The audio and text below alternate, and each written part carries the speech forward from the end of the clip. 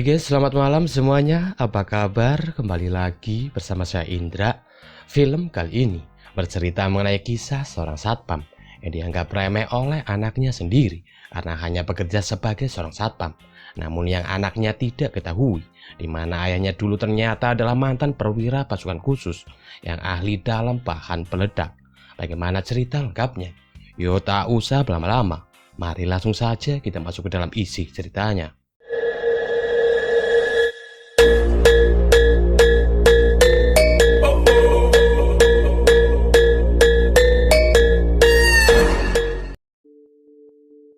Kisah bermula ketika beberapa pasukan khusus Amerika tertangkap oleh kelompok teroris, di mana mereka disiksa karena mereka tidak mau berbicara ketika mereka diinterogasi.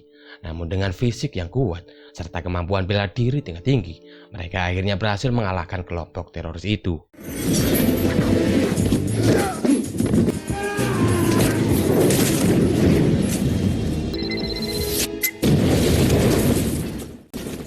Namun ternyata semua itu hanyalah mimpi buruk dari seorang mantan perwira pasukan khusus bernama Vernan ketika ia sedang melakukan tugasnya beberapa tahun silam, di mana sekarang Vernan telah berhenti menjadi seorang perwira dan bekerja sebagai seorang satpam.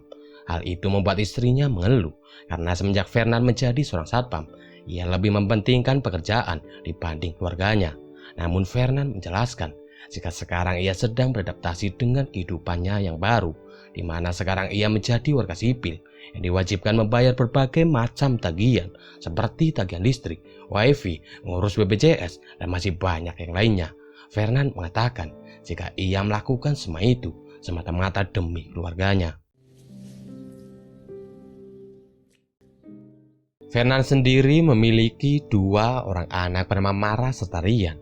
Namun sifat di antara keduanya sangat berbanding terbalik, di mana Mara sangat bangga dengan pekerjaan sang ayah, namun tidak dengan Rian yang dapat sangat merendahkan sang ayah karena memang Rian tidak tahu kalau ayahnya adalah mantan perwira pasukan khusus.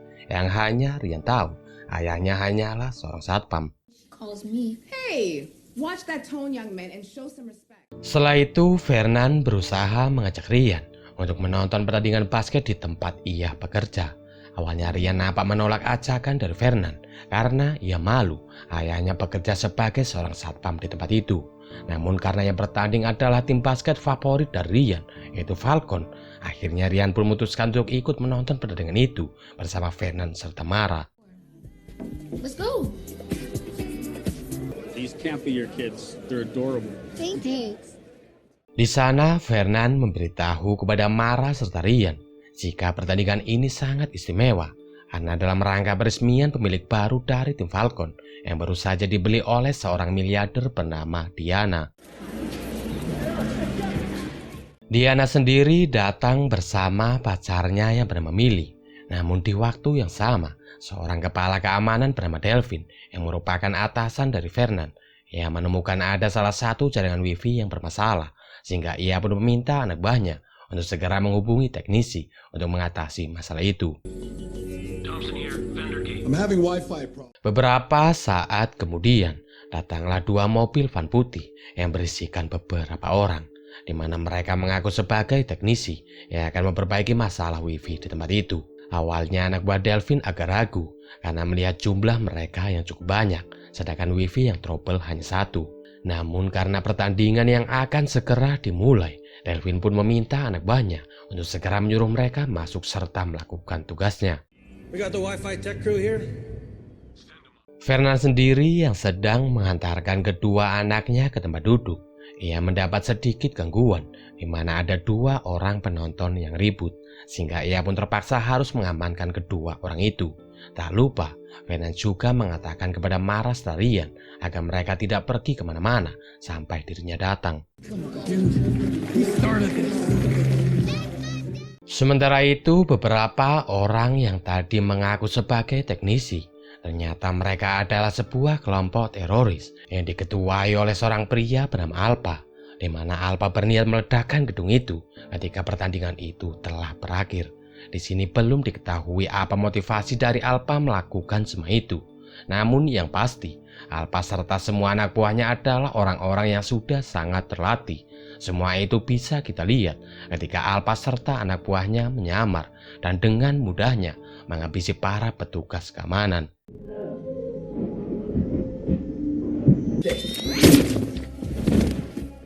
Alpa serta kedua anak buahnya kemudian pergi menemui Diana yang sedang bersama Bapak Gubernur serta Ibu Wali Kota. Di sana Alpa meminta 1 miliar di koin yang dimiliki oleh Diana. Bapak Gubernur yang mendengar hal itu, ia pun mengatakan jika pemerintah Amerika telah berhenti melakukan negosiasi apapun dengan teroris. Alpa yang mendengar hal itu, ia pun tidak terima dan langsung membunuh sang gubernur. Mara yang khawatir karena ayahnya tak kunjung kembali, ia bertanya kepada Rian kapan ayahnya akan kembali.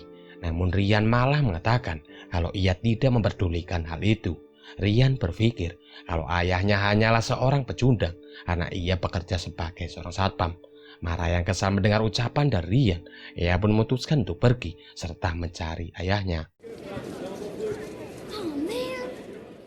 Sayangnya ketika Mara sedang mencari ayahnya, ia malah tersengaja melihat anak buah dari Alpa yang sedang membunuh para petugas keamanan, sehingga ia pun ditangkap dan dibawa oleh anak buah Alpa. Tak lama Fernan datang menemui Rian. Di sana Fernan bertanya kemana Mara pergi. Rian mengatakan jika ia tidak tahu kemana Mara pergi. Di sini Fernan pun sangat marah dan segera mencari Mara melalui alat pelacak yang ia miliki. Anak buah Alpa yang menyadari jika Mara menggunakan kalung VIP yang dapat dilacak. Ia pun memberikan kalung itu kepada temannya serta memintanya untuk menghabisi orang yang sedang melacak Mara, yaitu Fernan. Sementara ia akan membawa Mara ke hadapan Alpa, dan setelahnya inilah yang terjadi.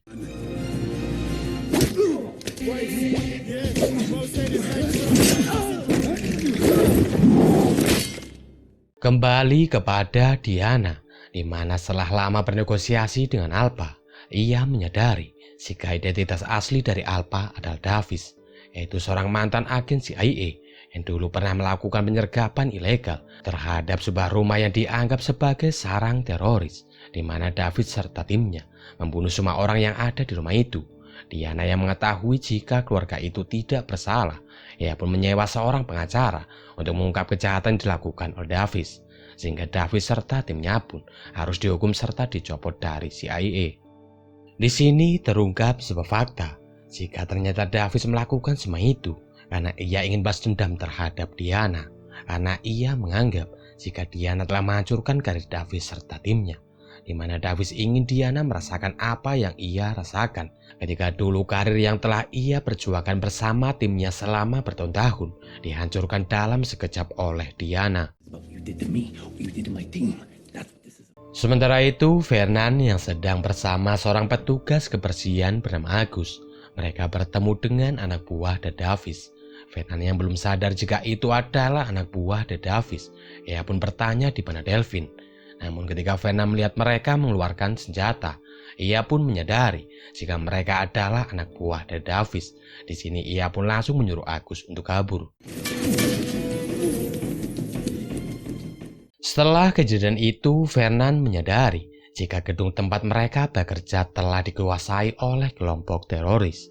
Ia pun bertanya kepada Agus apakah ada jalan keluar dari gedung ini agar ia bisa segera menyelamatkan putrinya. Agus mengatakan jika mereka bisa lewat lorong timur. Namun ketika mereka menuju lorong timur, mereka bertemu dengan anak buah dari Davis yang sedang memasang sebuah bom. Dan di sini terjadilah aksi baku hantam di antara mereka.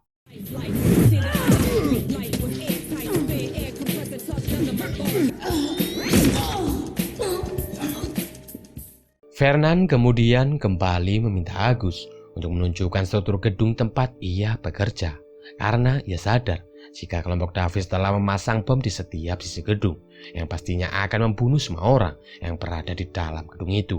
Dengan keahliannya di bidang bahan peledak, Fernan dibantu oleh Agus. Ia pun mulai menjinakkan bom itu satu persatu.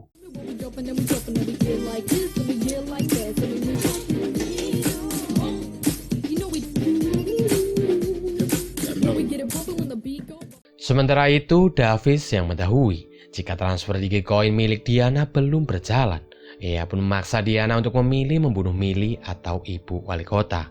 Namun untungnya, belum sempat Diana menembak, transfer Dogecoin milik Diana mulai berjalan, sehingga Davis pun mengurungkan niatnya.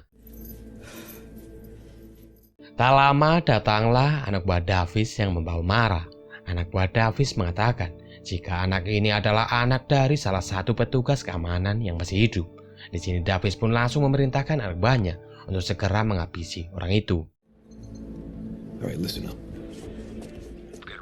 Vernon sendiri yang telah berhasil menjinakkan semua bom. Ia pergi ke ruangan operator pertandingan dan meminta si operator untuk segera menghentikan pertandingan serta mengumumkan kepada semua penonton untuk segera keluar dari dalam gedung karena gedung ini telah dikuasai oleh kelompok teroris. Namun ketika si operator hendak melakukan hal itu, tiba-tiba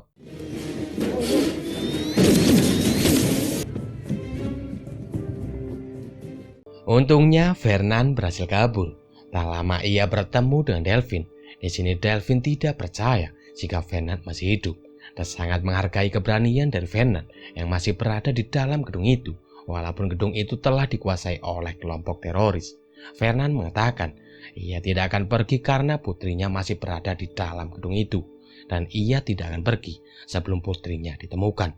Dan setelahnya inilah yang terjadi. Delphine tiba-tiba menodongkan pistol ke arah Vernon. Di sini terungkap sebuah fakta. Jika ternyata Delphine telah bekerjasama dengan Davis, Delphine rela mengkhianati semua anggotanya karena ia telah dijanjikan upah yang besar oleh Davis.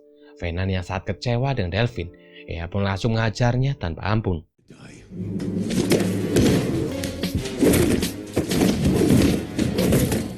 Di tempat lain, Davis yang mendapat informasi jika satu orang keamanan yang masih hidup adalah seorang mantan perwira pasukan khusus bernama Vernon.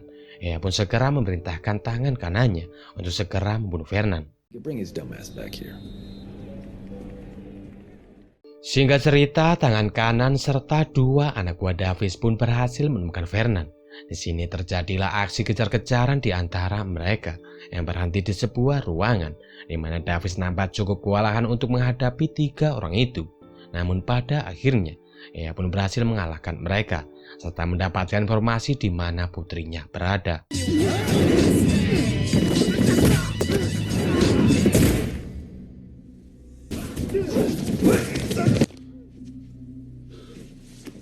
Sementara itu, Agus yang berniat untuk pergi, ia sangat terkejut ketika melihat masih ada satu bom yang ternyata belum Vernon jinakan.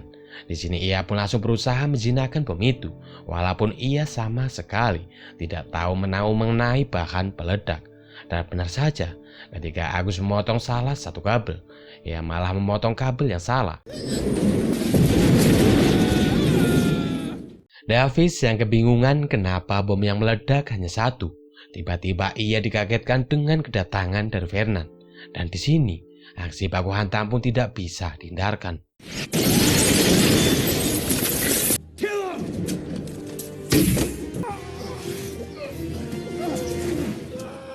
Di tengah kekacauan yang terjadi, Vernon terus mengejar Davis yang bawa marah, hingga pada akhirnya Vernon berhasil menculik Davis.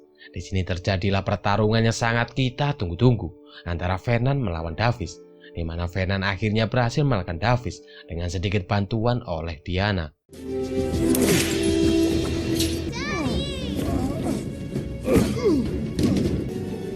Hey, remember me?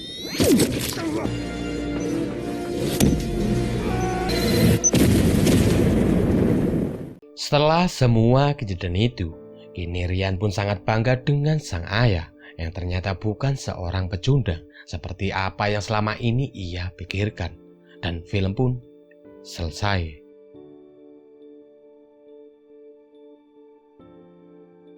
Oke, mungkin cukup sekian video dari saya kali ini. Saya ucapkan terima kasih bagi kalian yang telah menonton video ini sampai selesai. Saya Indra untuk pamit. Assalamualaikum warahmatullahi wabarakatuh. Dan sampai jumpa di video selanjutnya. Bye-bye.